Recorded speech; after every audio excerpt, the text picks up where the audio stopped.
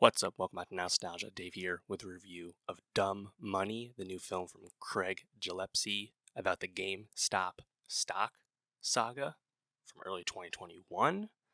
This is adapted from a book from Ben Mesrich, which should ring a bell because, of course, his books were adapted into 21 about the MIT blackjack students, and, of course, most famously, The Social Network from David Fincher and Aaron Sorkin.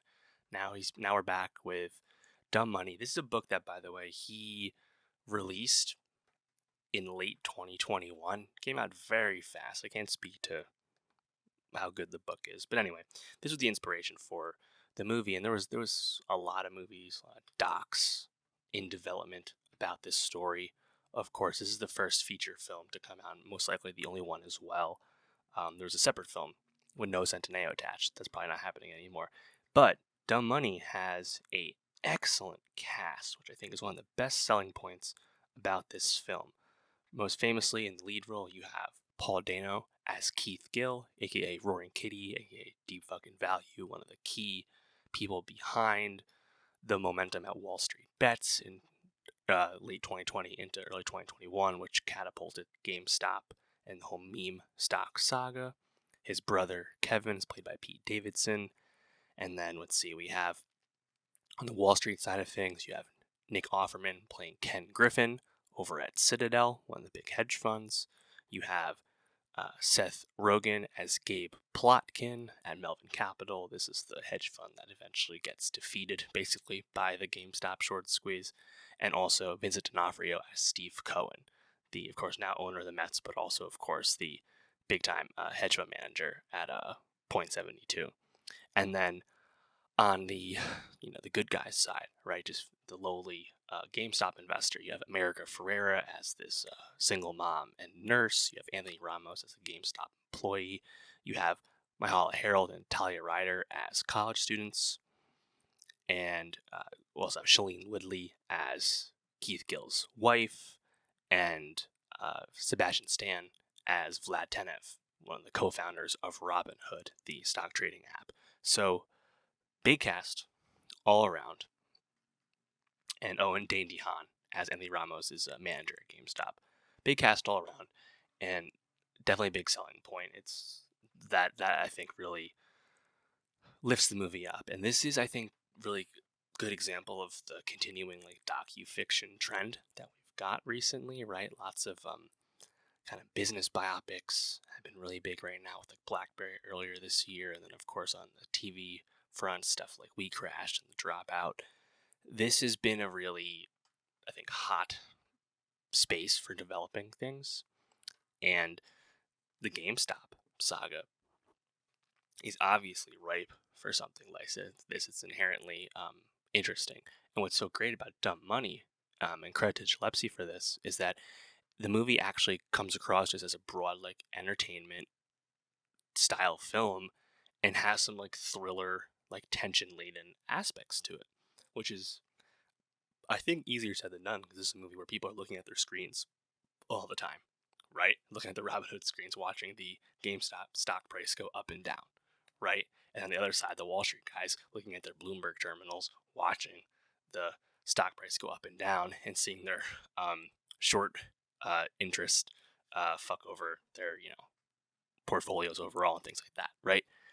Not inherently cinematic, but the movie is, I think, written in a pretty conventional way. It's acted well, and just told in a good way that it, I think, brings the audience member through. And I think how this is done, of course, is by centering the film around Dano as Keith Gill, where the populist nature that fueled a big aspect of the meme stop saga with GameStop and also AMC, of course, that is inherently a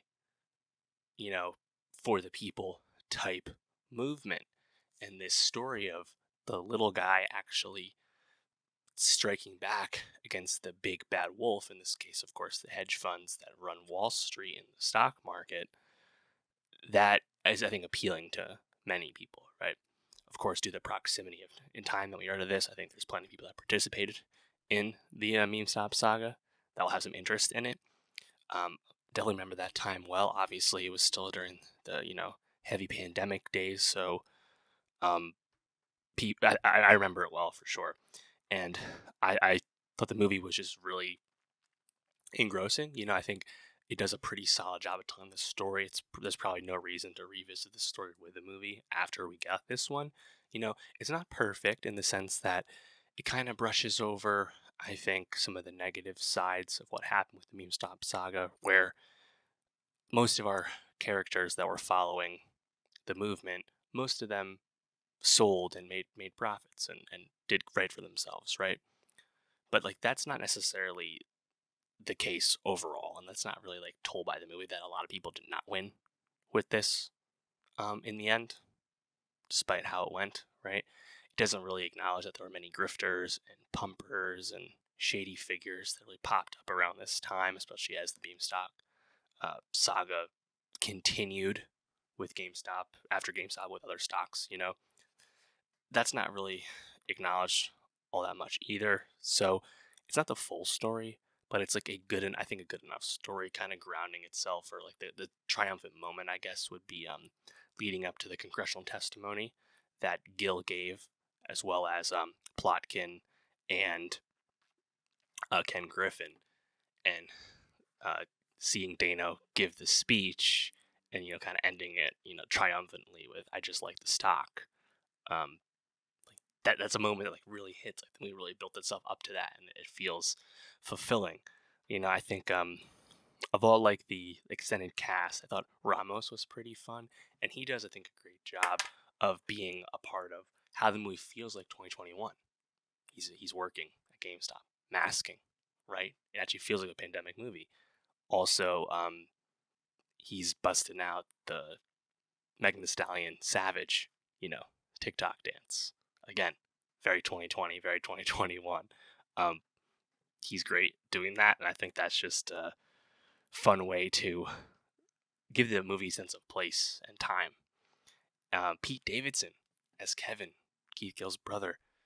Man, this is a great use of Pete Davidson. The classic, dirtbag bro that he knows how to play. He's so funny. He's great playing off Dano. Dano giving you one of his more kind-hearted performances. Obviously, we know Dano can get out there at times, but Dano is a great, I think, vehicle for this story where he, I think, brings a lot of, I think, heart to Keith Gill and his motivations behind what he's doing.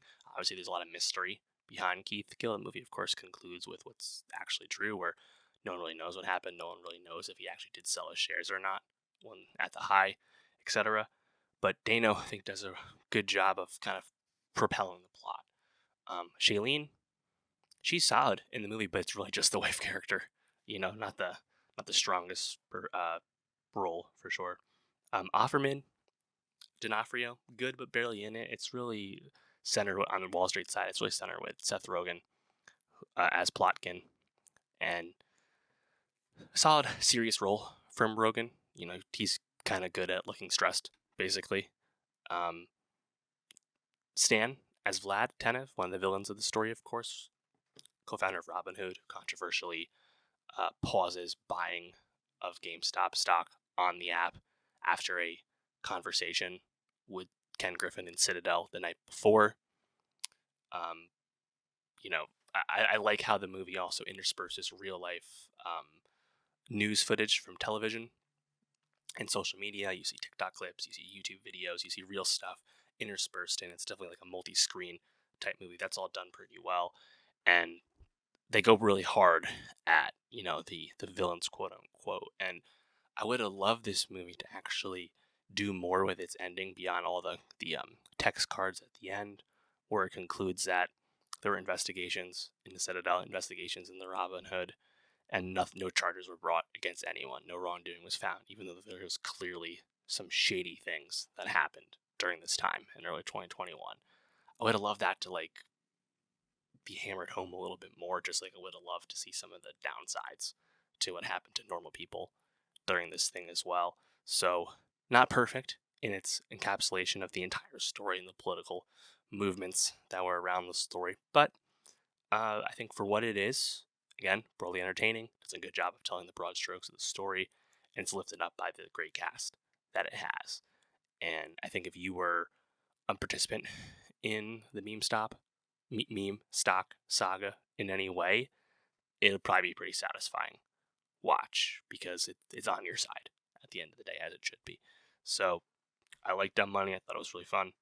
And yeah, if you like the stock, let me know. How'd you feel about Dumb Money? Is it what you want this movie to be? How'd you compare it to recent docufiction films? I think as a movie, Blackberry from this year, definitely the strongest of this stuff we've got in a while. But Dumb Money, to his credit, very entertaining. So let me know how you feel about it. And for more movie reviews, subscribe, and I'll see you next time.